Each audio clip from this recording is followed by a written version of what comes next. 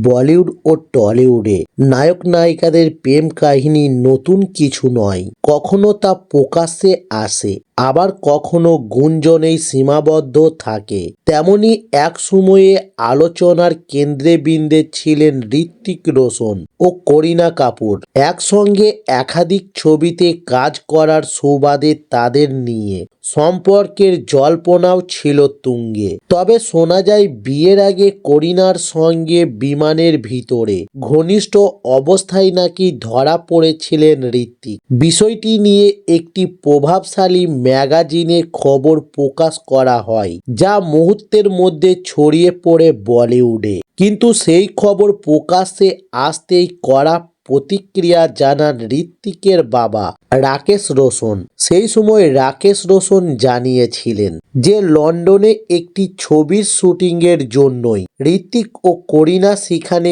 গিয়েছিলেন। এমনকি তিনি নিজেও শুটিং চলাকালীন তাদের চমক দিতে সেখানে পৌঁছেছিলেন। তার কথায়, যিনি এই খবরটি লিখেছেন তিনি আসল ঘটনা জানতেন না, তাই পুরো খবরটাই ভুয়ো। এবং পরবর্তীতে বিষয়টি নিয়ে মুখ খুলেন ঋত্বিক রোশন নিজেও। তিনি বলেন তার স্ত্রী ও পরিবার তাকে সম্পূর্ণ বিশ্বাস করেন, তাই এই ধরনের ভিত্তিহীন খবরকে তিনি গুরুত্ব দেন না। বরং সেই সময় করিনার জন্য খারাপ লেগেছিল বলে জানিয়েছেন অভিনেতা। তবে বহু বছর পেরিয়ে গেলেও ঋত্বিক করিনাকে ঘিরে সেই পুরনো গুঞ্জন আজও বলিউড প্রেমীদের কৌতূহলের বিষয় হয়ে রয়েছে।